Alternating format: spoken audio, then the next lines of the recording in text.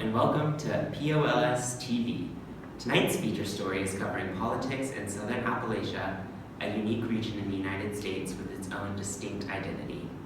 Unfortunately, this region is afflicted by poverty and a lack of education, diversity, and opportunity.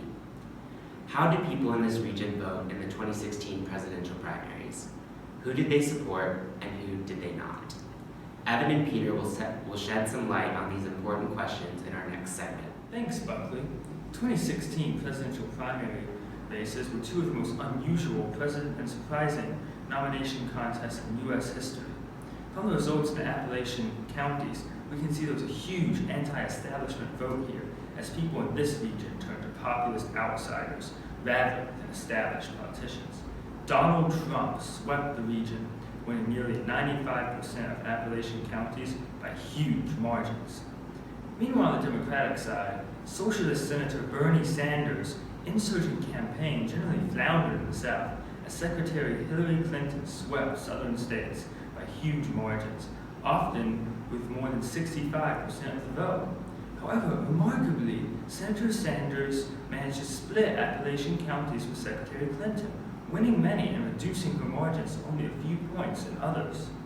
His best performance anywhere in the southern United States.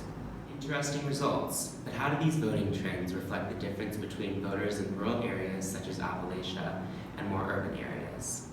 Rural areas, and especially Appalachia, tend to have fewer residents with college degrees than many urban areas.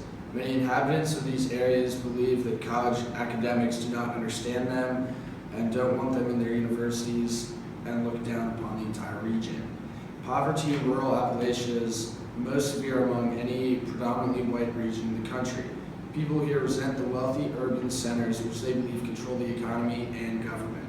From this resentment comes a rejection of the entire urban political elite and an embrace of populist outsider candidates. But what about the parts of Appalachia which bucked these trends and voted differently? Why would they do so? One area of Appalachia which voted differently in the Republican primary was the area around Asheville. Asheville is the largest urban area in Appalachia, North Carolina, has a much higher population of college-educated voters than the rest of the region. Because of these differences, Asheville Republicans, like Republicans with more college education around the country, voted for Senator Ted Cruz rather than Donald Trump. On the Democratic side, the area around the major urban center of Pittsburgh, while geographically in the Appalachian region, voted predominantly for Secretary Clinton rather than for Senator Sanders. Clinton's strength among voters in racial minorities let her win an area with much more diversity than the rest of predominantly white Appalachia. West Virginia is the only state which is entirely in the Appalachian region. Did voters here vote differently? The trends present in the rest of Appalachia, present in West Virginia, were even more prominent in the Mountain States primary. On the Republican side, Donald Trump did much better here than any other part of the region. However, Trump's last remaining rivals, Senator Cruz and Governor Kasich, both dropped out of the race before the West Virginia primary. The Democratic race was still going on during this time, and Senator Sanders won West Virginia by a large margin, the only state in the Appalachian region he was able to win. Sanders won more than 51% of the vote against Clinton's 36%, with nearly 13% going to other lesser-known candidates.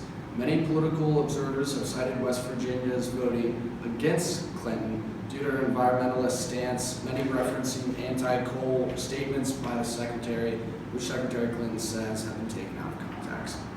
Thanks, Evan and Peter, for shedding some light on this important topic for our viewers. We'll see you again tomorrow night on POLS TV. Reliable coverage 24/7.